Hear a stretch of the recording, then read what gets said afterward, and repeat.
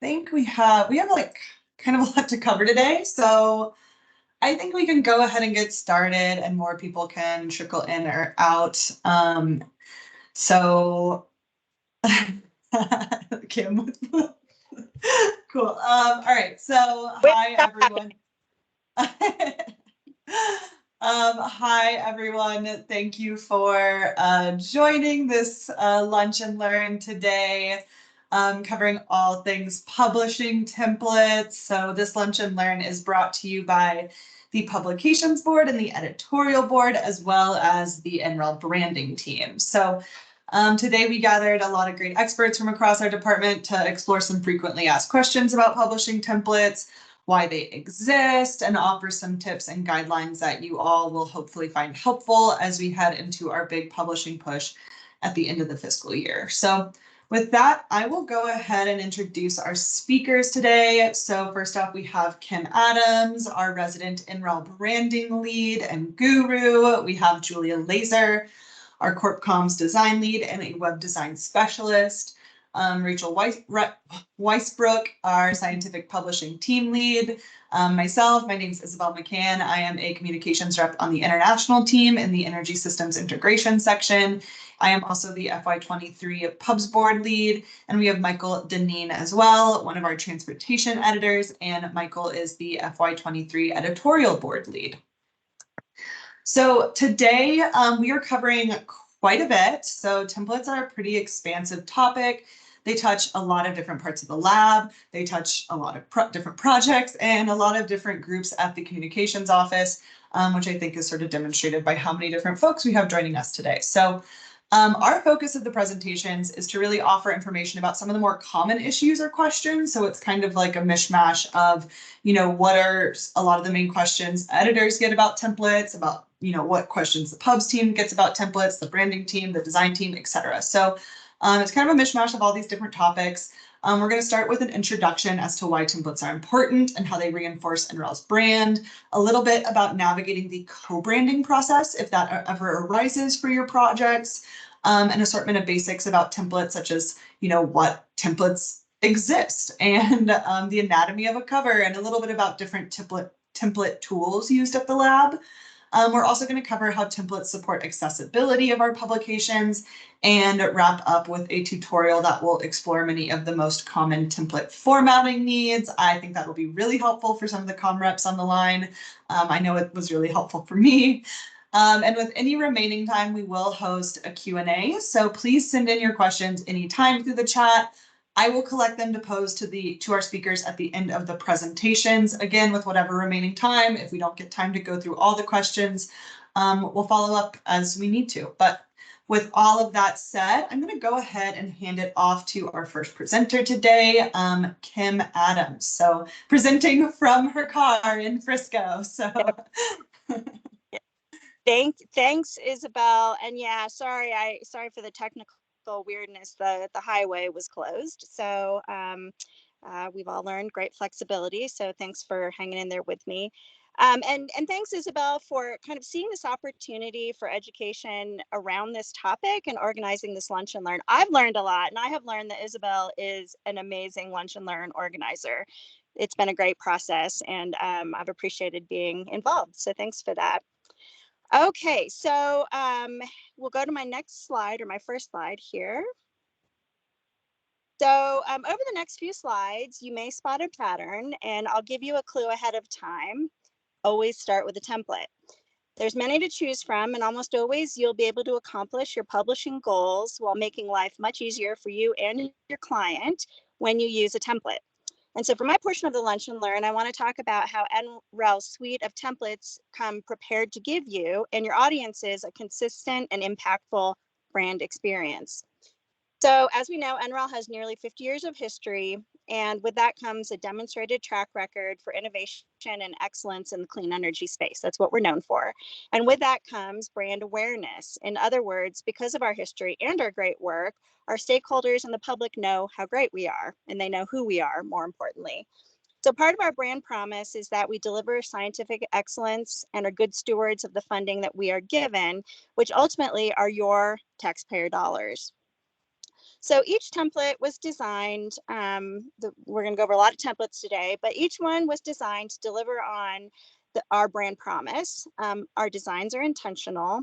They'll always feature the NREL logo and the NREL brand first, and they incorporate other legally required elements, which the team will get into a little later, but also design and visual elements that give the audience a quick glimpse at the breadth of our work. So it's not just one thing that we do. We do a lot of things, and our templates reflect that. Usually that's in photography, and more on that one later. But part of our agreement with DOE is that we always accurately give credit to ourselves, and in some cases EERE, but ultimately DOE, who is our main client and our funder.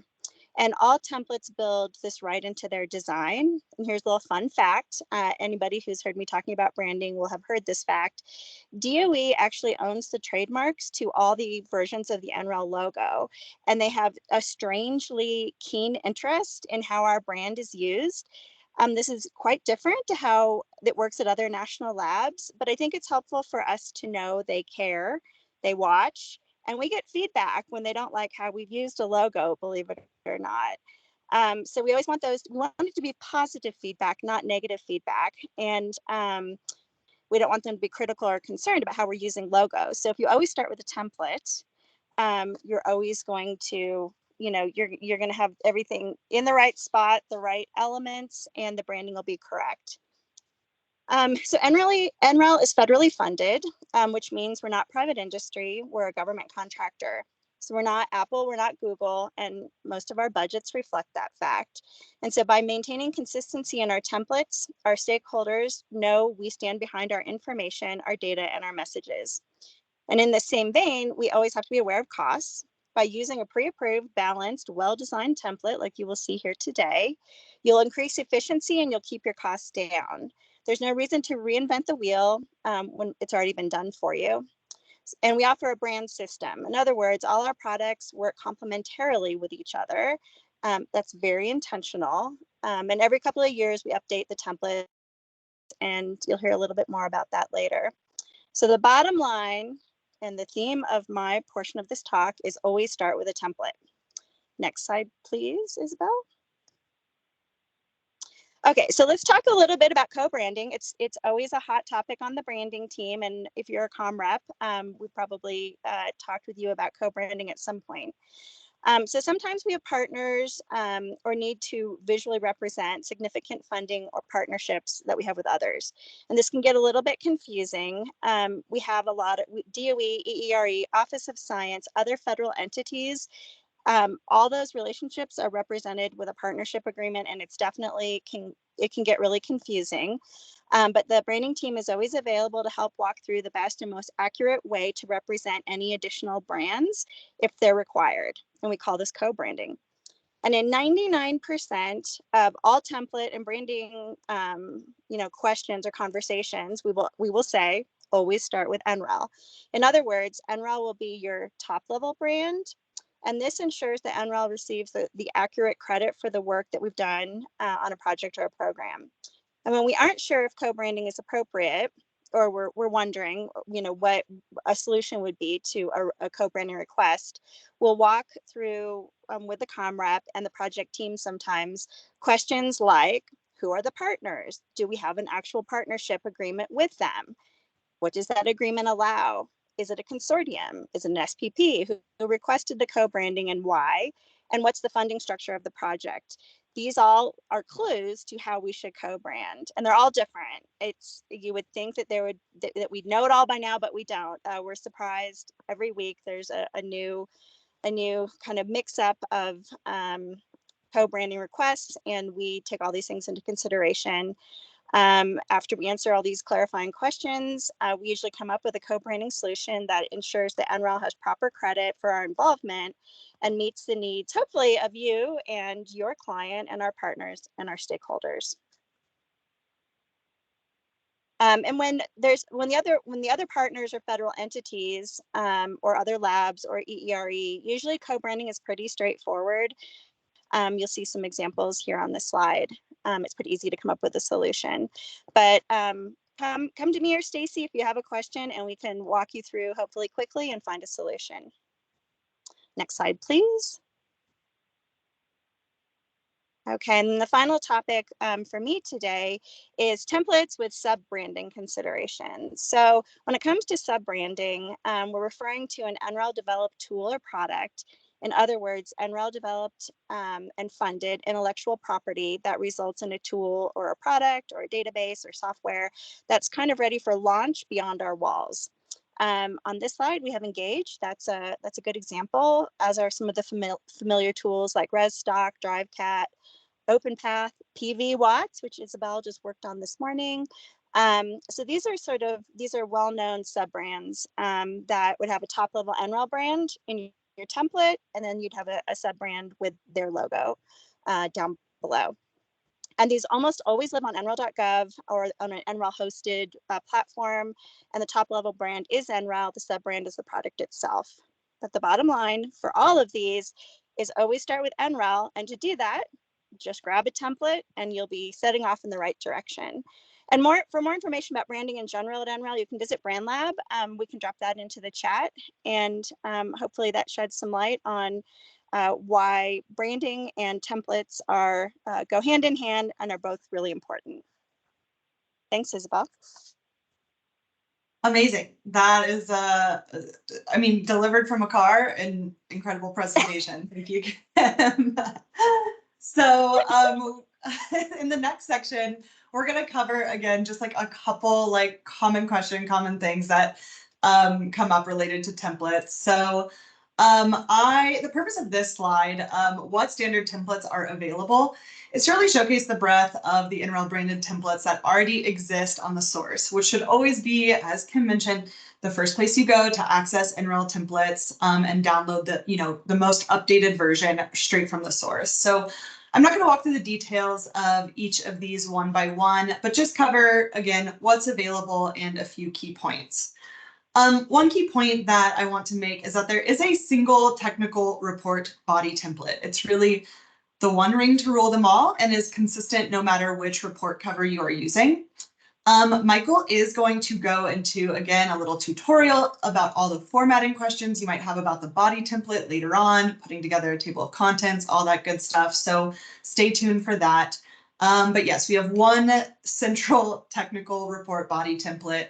And I think that should also help explain why report bodies and report body templates and cover templates are left separate until our pubs team stitches them together during the final publishing phase. In the event your author or for some reason you use the wrong cover, it's a really easy fix to fix your cover and it won't impact your body content, your page count, or anything like that at all. So moving into our report covers, you'll see that there are several different covers, so there's probably one for any of your needs. We have our standard technical report cover that's used for most purposes when publishing under the NREL brand. The subcontract report cover is used when a report is authored by a subcontractor, but it's still published by NREL under the NREL brand. And then we have our strategic partnership covers. There is one that is NREL branded and includes a work for others. They both include work for others statement. One simply is a version that has a space carved out for a partner logo. Finally, there are template covers for conference papers, milestone reports, management reports, and our design team has also developed NREL branded templates for PowerPoints, posters, and all standard corporate materials such as letterhead, memoranda, and fax covers. And finally, there are some non-NREL templates that are used frequently at the lab. That includes DOE templates, EERE templates, and the templates with special approval that can just outline. So that might be a consortium, especially branded or a sub-branded project, things like that. So those are the templates that have gone through that approval process and can now exist. So again, the purpose of this is just to showcase exactly what is already available to you all, and you can find them all on the source at the URL below. So next, since there are so many covers, they can become a common point of confusion. There are all these elements present on the cover that many of us may not understand why they're there, what purpose they serve, what they are. So to address that confusion, I'm just going to break down the pieces of our standard NREL branded technical report cover template. So first things first is that most cover templates consist of 3 pages: a design front cover, an inside cover that duplicates much of the same information from the front cover, and then your notice statement page. And you might be wondering, like, why is there a front cover and an inside cover if they have a lot of the same information? This is a common practice in publishing, so that the front cover can, if it's printed, it can be printed on cardstock. It can, include compelling design components, as you see here, while the inside cover can contain additional details that might make the front cover feel busy, such as a suggested citation or any other, details that might need to be included. So going one by one, we do have our cover image on the cover template. So there are 2 available cover image options for the NREL standard cover. This is the static collage option. The photos on the collage cannot be changed. They are meant to represent the breadth of the work performed at the lab, as Kim mentioned. And just as a note, this collage will actually be refreshed soon. So now is the time to engage with your clients, to schedule photo shoots, and just kind of create an opportunity for some of those images to be selected in the new collage. We do also have the single photo option. This image can be replaced by one relevant to the publication or the project topic. It just needs to match the appropriate dimensions and be high resolution. So if you're not sure, I recommend working with your designer if you want to swap out an image and you just aren't sure whether or not it meets the requirements. Next is the logo. Again, start with the NREL logo. It should always be present. It should not be moved, stretched, or changed from this location. As previously noted, we do have options that include space carved out for partner logos. And just as a best practice with any co-branded publication cover, attention should always be paid to their logo dimensions and their hierarchy. And again, consult with your designer to ensure that you're aligning with any brand guidance for any of your co-branded covers or co-branded projects. Next, you have your identifying publication info. I think this is pretty straightforward. This is your title, your author list, and their associated organization affiliations. It is repeated on the inside cover, and it's obviously very important info for any publication. Getting to some of the more nitty-gritty pieces of the cover, you do have your attribution statements, your alliance attribution statement. The statement attributing NREL's affiliation to the Department of Energy and the Alliance for Sustainable Energy must appear on all NREL publications, no matter the type. So that is inclusive of the lab's contract number. That is that DEAC 36 number that you see on all of the different templates, as well as the lab's address. And you'll notice that this is present on the front cover, the inside cover, as well as the notice statement page. And then next you have your specific publication specs. So again, this is present on all NREL branded publication templates. So it's going to be on anything that goes through the publication process. It identifies the publication category, the publication's unique ID, and the month and year it was published. And this information is important to be present on all publications because it helps properly organize it. It gives it an ID to be easily searched, and so the reader knows how old the information is. And then next we do have our suggested citation. This ensures that the publication is properly cited, and it is in your researcher's best interest to always include a proper citation rather than leaving it to the whim of whoever may be referencing their work and whatever citation tool they might be using. So you can include that on the inside cover. And then finally, or on our third page, we have our attribution, funding, and legal statements. Again, this repeats the alliance attribution. It is followed by the funding statement. All of our publications are required to have a funding statement attributing the DOE, EERE, program office, or the strategic partners that funded the work. And then at the end of that paragraph is also the legal disclaimer, noting that the views presented do not necessarily represent the DOE or US government, and that is to protect the lab, to protect the DOE. And for what it's worth, some programs or some publications may require a longer disclaimer for whatever reason. So if you're concerned that the disclaimer is not adequate for a publication, you can work with the Office of the General Counsel if you're ever in doubt or have a question about what you need to include on this notice statement. Next, we do have our Office of Science and Technology, or OSTE notice. So given that we are a federally funded institution and we use taxpayer funds, this statement provides clarity as to how and where to access NREL's publications. It clarifies to everyone that our work can be accessed and available at no cost. And then we also do have our photo credit. Any images used in a publication should always be properly credited, whether it's on a cover or in the body. there should always be proper crediting to whatever images are used. Our recycling statement, and finally our instructions, this handy box that should be deleted before you send it to the publications team, but it's just there to help you fill out the notice statement. So again, really the purpose of this is to convey that the information present on NREL publication covers is there for a reason.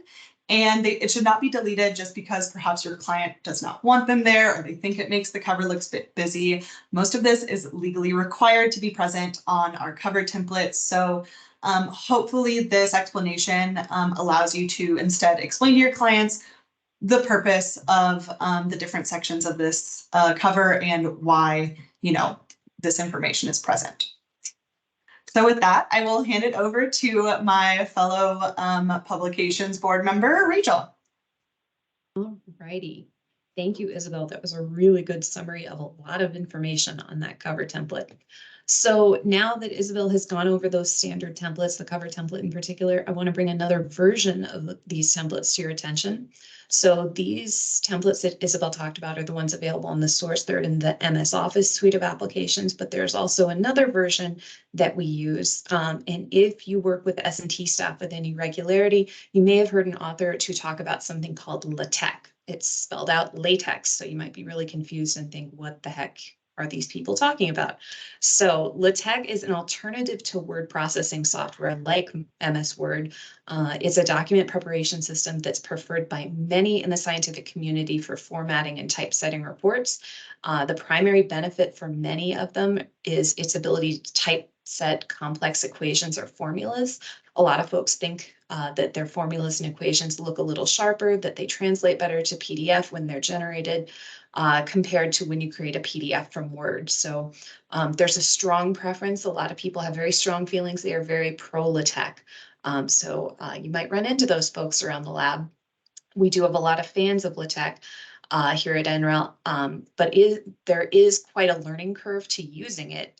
It's more akin to writing in something like HTML compared to when you use Microsoft Word, and it's a what you see is what you get kind of system. So we need to have, as communicators, a way to work with these documents that our researchers are creating in LaTeX, provide the same level of service editing that we would with regular Word docs. So that is where we have Overleaf.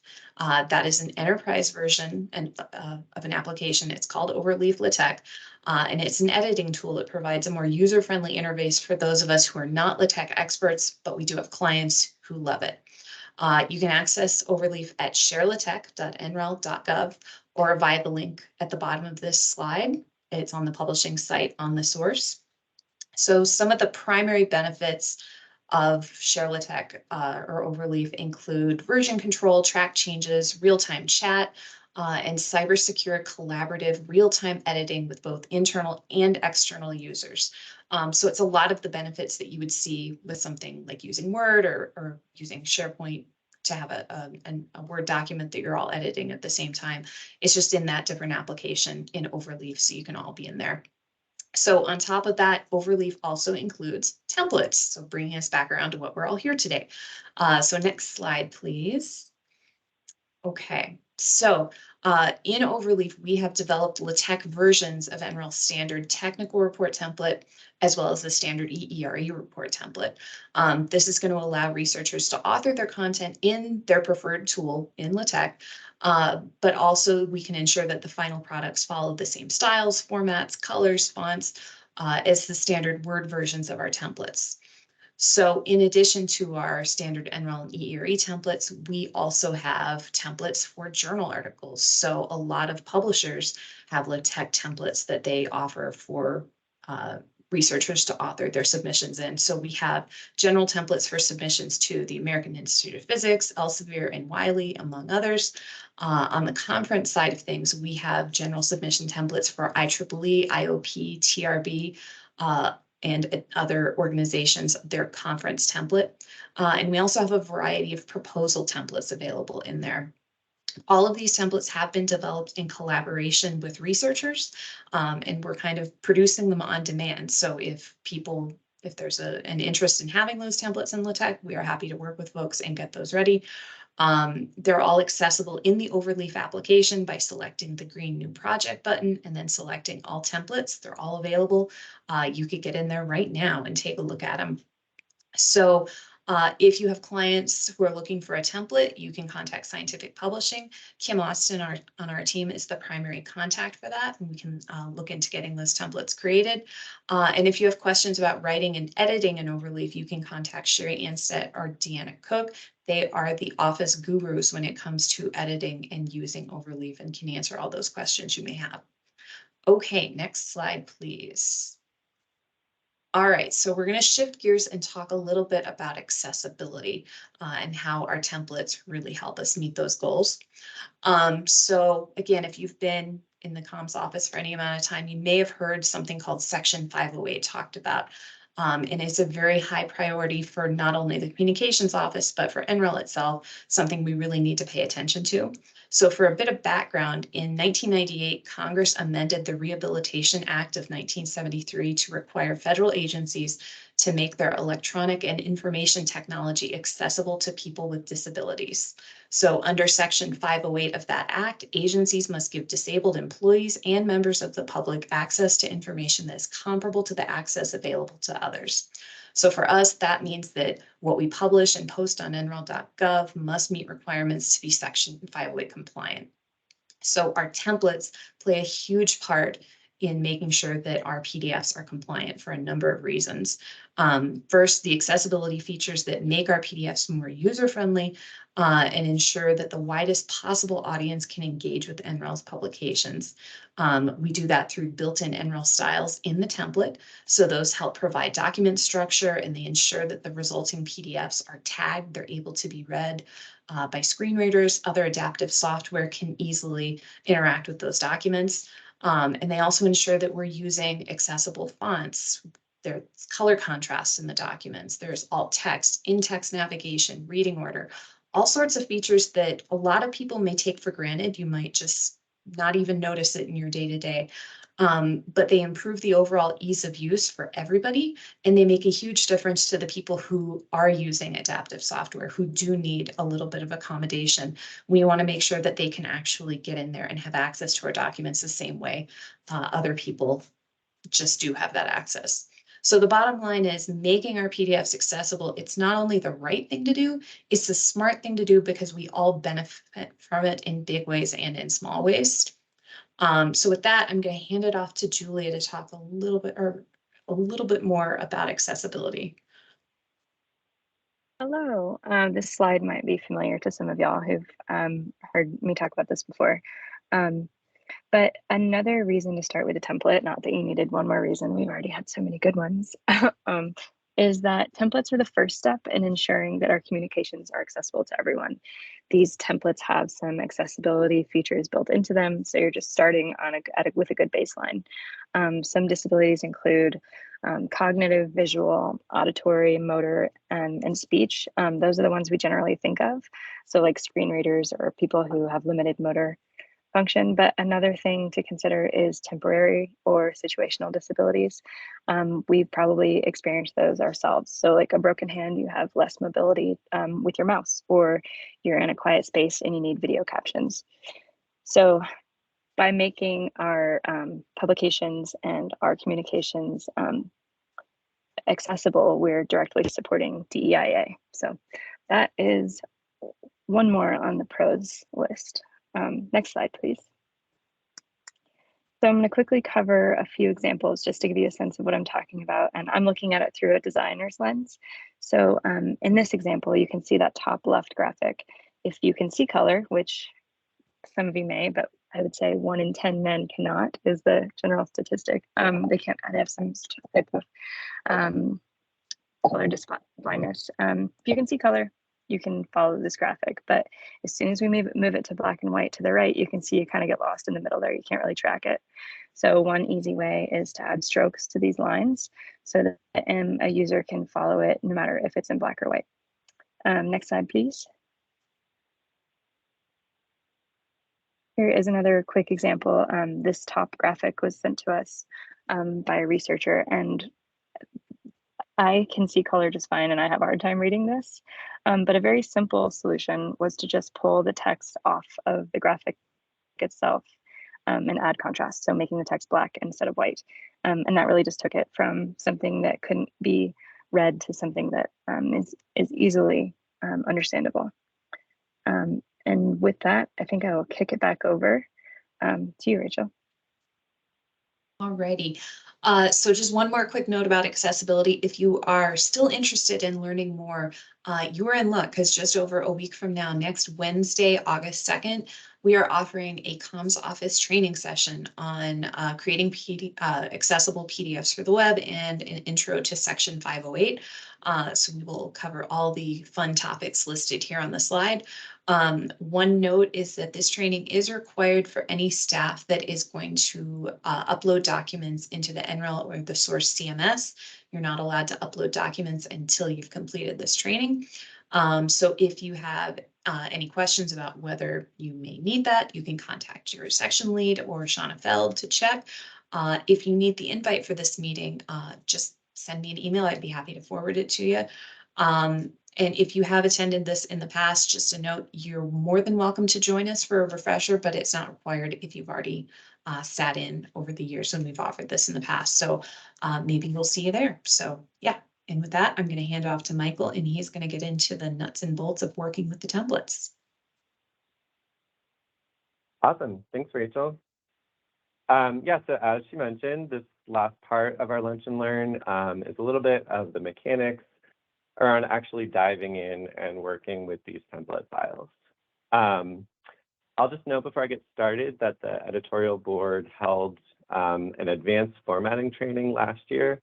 And so the recording of that and then the accompanying tutorial is available on Inside Communications.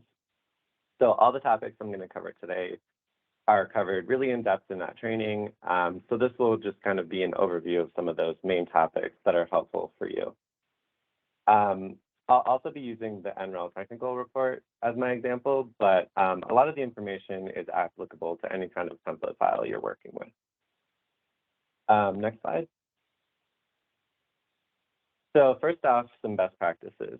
As we've mentioned already, always download a new copy of a template when possible to really make sure you're using the most up-to-date version and to avoid any kind of file corruptions that can occur with those legacy documents. I'm sure a lot of us are familiar with those kind of Frankenstein-esque Word documents that look like they've been stitched together year after year that always give us formatting issues. So downloading a new template really gets you started on a clean slate. Again, that screenshot on the right shows the communications page linking to some of our most common templates. Next slide. So one of the most helpful tips I've learned about working with Microsoft Word is how to use fields and field shading. So I'm going to give you just a quick tutorial on how to turn on field shading and how you can start using it yourself in our templates. So turning on field shading will highlight these automatic field codes for things like figure numbers, table numbers, pages, table of contents, etc. Basically, what these allow you to do is cross-reference different parts of a document, and more importantly, automatically update them when elements of a document change. So for example, if you insert a new figure at the beginning of a report that's followed by dozens of other figures, these fields let us automatically renumber everything without having to spend hours combing through all those tedious updates. So as you can see on the right, if you go to Options and then Advanced, there's a menu under Show Document Content that allows you to select Always Show Field Shading. At the bottom there, you can see the field for Table 2 stands out in gray. That's only visible to you while you're working in the document, but in the final product, it'll appear just as regular text that actually hyperlinks directly to the location for Table 2. You can insert fields for different sections of a report, specific pages, really any element that you want. And then if you need to update that field, all you have to do is right-click and select Update Field, or just use the shortcut F9. If you often work with large documents, especially if they have lots of figures and tables, I can't recommend this highly enough as a practice that you should familiarize yourself with. It'll ultimately save you so much headache and it really makes the document more reader-friendly and accessible. Next slide. So the next best practice I'd recommend is familiarizing yourself with paragraph marks. I always turn on paragraph marks when I'm formatting a new document, which you can do by clicking that little red button that I've highlighted, or the button that I've highlighted in red on the top ribbon there. So showing paragraph marks displays all the hidden text elements like page breaks, section breaks, etc. And it really reveals what's going on in the document beyond just the text. More often than not, when you're wrestling with formatting issues like pagination, for example, it's because of one of those sneaky word elements like a section break. You can see on the right an example of paragraph marks turned on for a technical report, where you can see those section and page breaks guiding the overall layout of the report. Another related best practice is that you should turn off track changes anytime you're working on reformatting a document, and then turn those back on when you're ready to edit the text itself. This keeps things simpler for the client and really lets them just focus on changes to the content when they're reviewing your edits, rather than dozens or sometimes hundreds of changes when you're making formatting tweaks. Next slide. So this is really the crux of working with templates, Microsoft Word styles. These can be a little intimidating at first glance, but like many of these formatting features in Word, learning how to use them will ultimately save you tons of time and headache. Styles basically allow you to tag various elements of a document and apply consistent formatting based on the template design. So for example, body text style or caption style will apply a predetermined font, color, spacing, paragraph spacing, etc. to your text, rather than having to do all those things manually. So in the NREL report template, all the styles begin with that NREL underscore, and they're alphabetized. So it's really easy to find them in your list of styles when you're working on the report. You can see a screenshot of that ribbon, which you can then expand into a window when you're working with styles.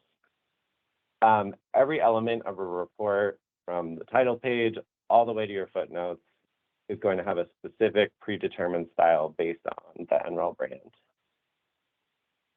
Next slide. And honestly, it's much simpler than it appears at first glance.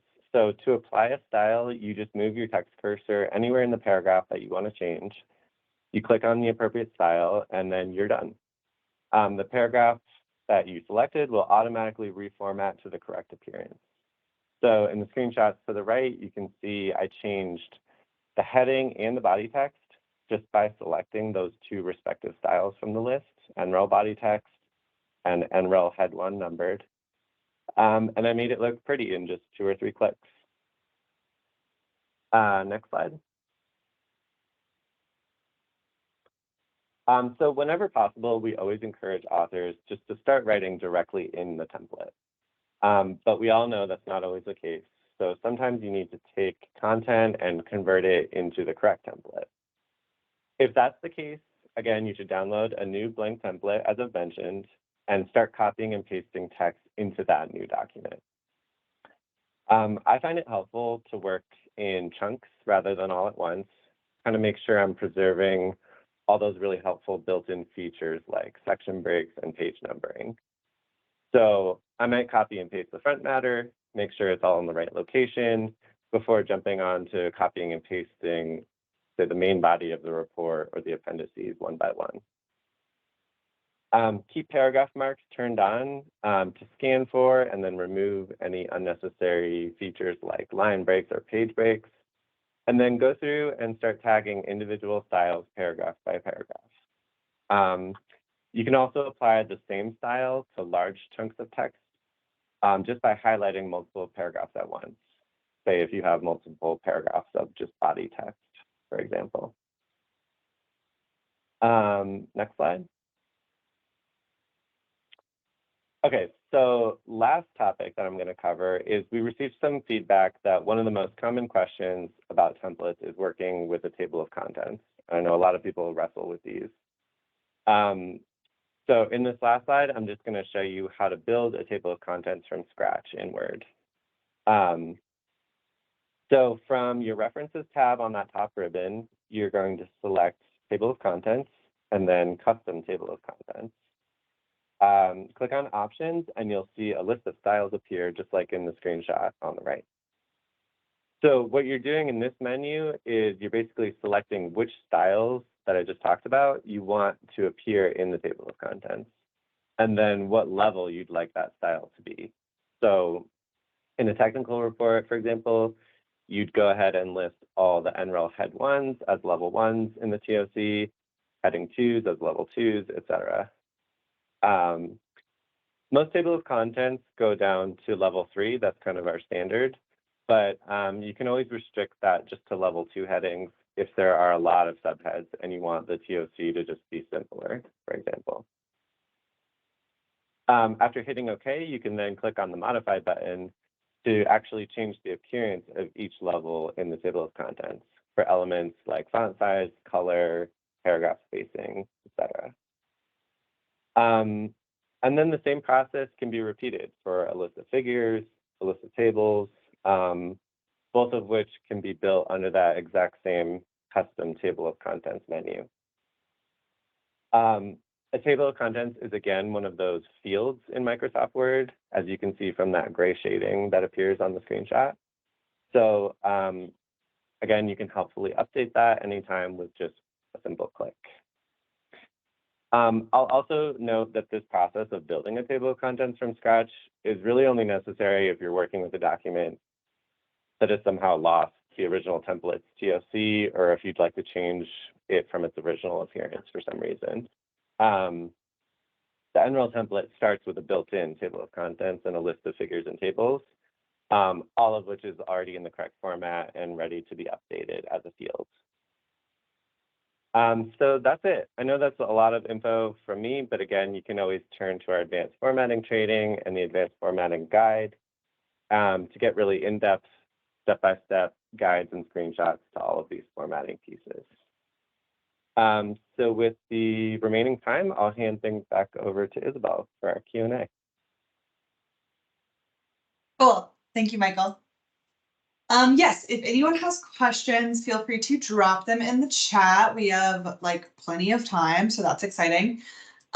So there is one question in our chat that I want to get to. I also have one that I want to pose to the group. This was a topic that we didn't include in the presentations, but I wanted to hear, do templates help with search engine optimization at all? And is there any benefit to using our NREL branded templates for SEO?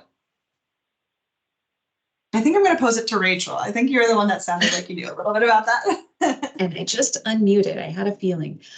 So yeah, I think our templates definitely help with search engine optimization, because one of the big parts of accessibility on our side, on the publishing team, when we are finalizing a PDF for publication, is metadata.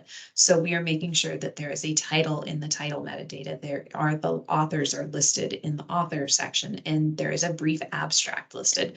So all of that information gets indexed along with the full text of the document itself, because the PDF, it has what's called OCR, optical character recognition. So the full text of the document itself can be indexed as well. So you can be a person searching for a random word along with NREL, because you know NREL has research on that, and it will pull a specific document because we've built all of that accessibility in and we've put that metadata in. So it all combines to kind of power the search engine optimization. So I think it's definitely something. It all comes together in that great searching moment. So when it works, it works. So yeah. Thanks, Rachel. I have a question from Amy Bryce. I think I'm going to pose this one to Kim. I think you're the right person to answer it. Because I don't actually know the answer to this question. I don't work with DOE that often. So regarding report templates, NREL versus DOE, and I think that this could maybe also apply to the EERE templates, I'm assuming, but what's the decision criteria for choosing to brand a report DOE instead of NREL? Does the request come from DOE? Does it have to have DOE authors? Right. It is a great question. Can you still hear me okay? Yes. Okay, good. So the far more common request is to co-brand with EERE. We don't get a lot of requests to co-brand with DOE. And Rachel, if some come your way, please speak up. DOE is they're our big boss, right? So if the criteria would be you have a DOE client in probably an unusual partnership situation, I'm guessing. Maybe there's it happens like a sub office at DOE wants to publish something and they want to publish it with NREL. Maybe you throw in a private partner. We've seen them all, but it's very infrequent that DOE demands that there's a co-branding with them because it's implied. They fund us. We are their lab. So that doesn't happen that often. But when it does, the form it usually takes is a request from our DOE client, a point of contact somebody has in a program, says this must be branded DOE, in which case we generally do it. We find a way. We'd both probably be top level brands in that case. And I'm trying to think of an example and I can't readily pull one out of my brain. EERE, we have more examples of that. EERE, maybe there was a funky funding situation, even though we're their lab as well. It's more common, even though it's still infrequent, that EERE would say, hey, we came into this thing jointly. We want credit too. And so we have NREL, and I think actually in my slides, I think there might have been an NREL EERE top level or same level branding. So the criteria, it's all over the place. I wish that there was a lot more straightforwardness in this area, but it's not. It's often a demand is made. We follow the funding in every case. So sometimes I'll actually call TTO and get your partnership agreements and look at them myself with our attorneys when it's really confusing or we can't make sense of the request or it just doesn't kind of pass the gut check. So when it comes to that, we would have to chase it up pretty detailed and then come up with a plan.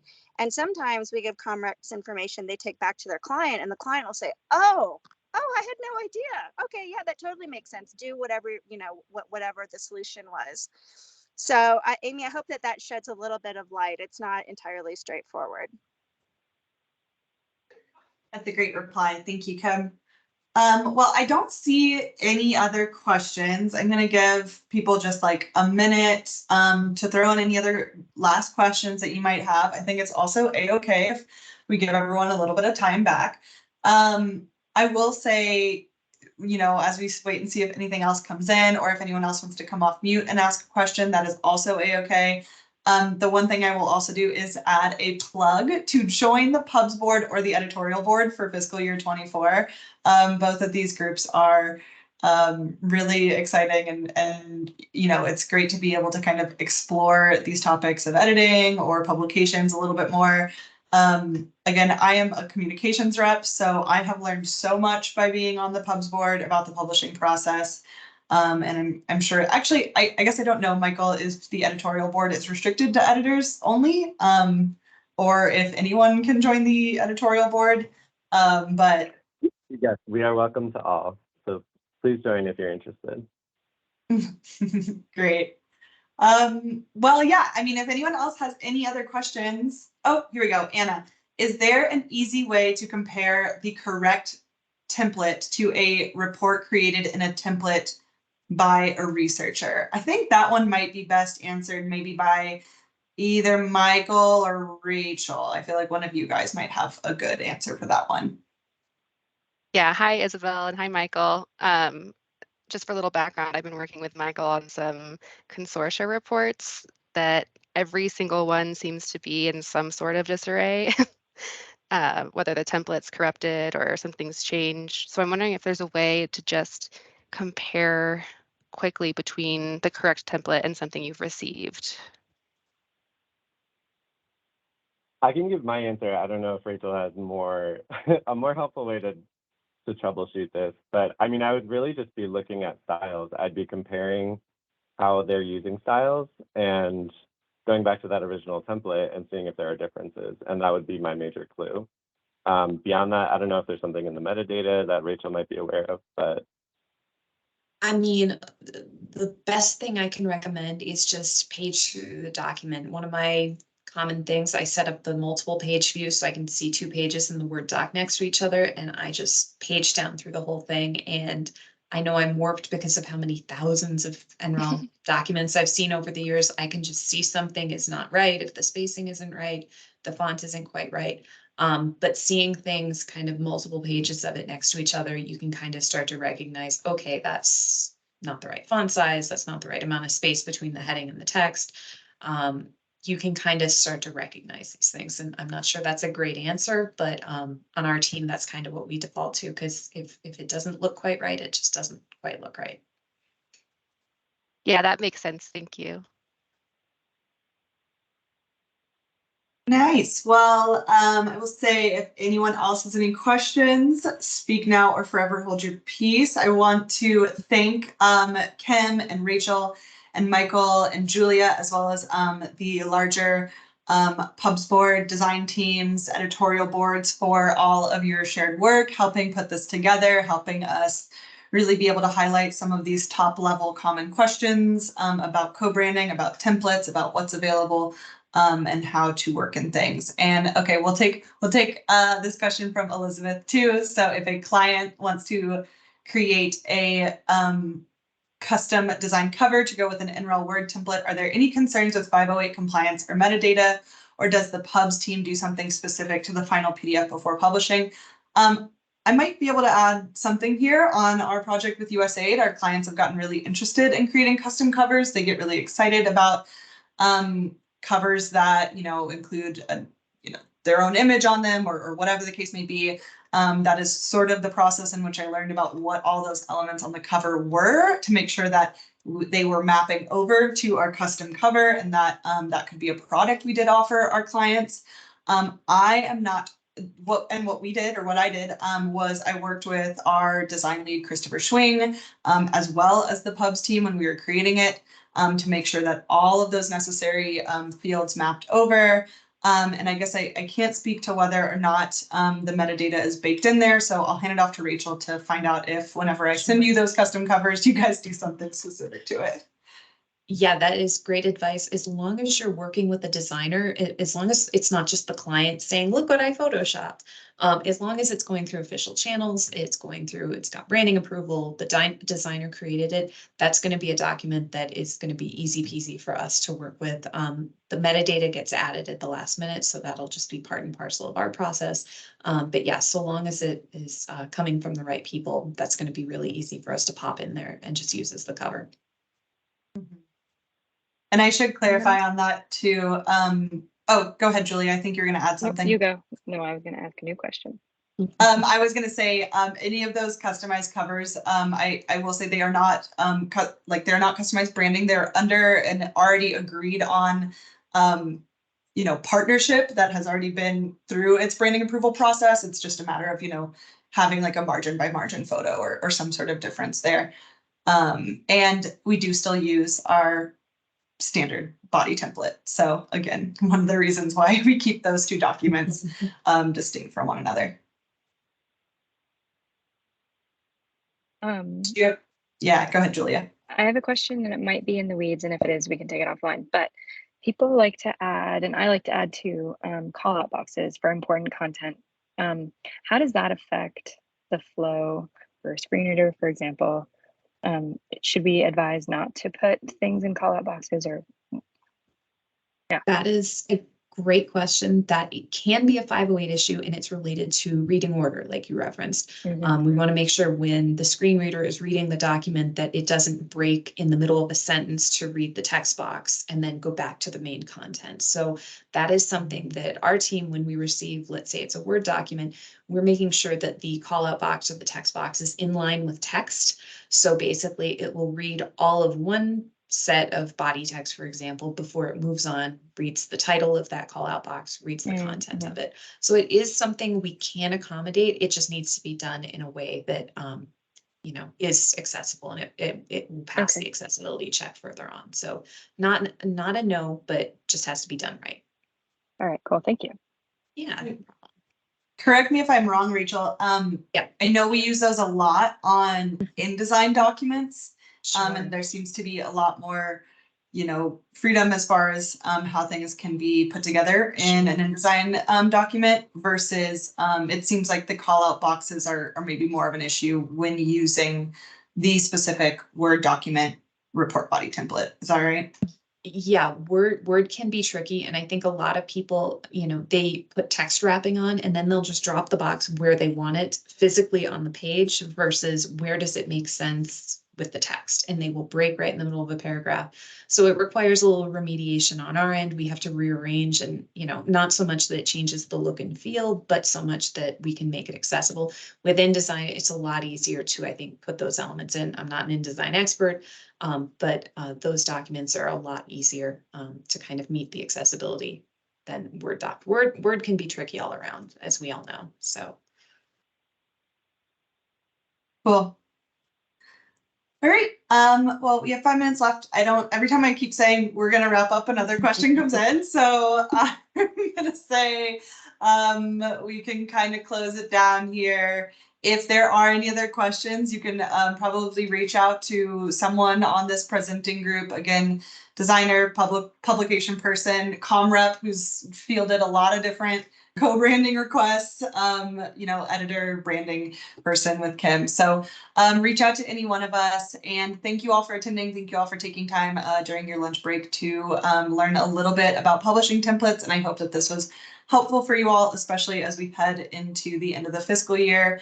I have recorded this. We'll make it available on the one of our working group sites on Inside Comms, along with our presentation. And you know, you're welcome to rewatch it or share it with someone who might find it helpful. So thank you, everyone, and have a good afternoon.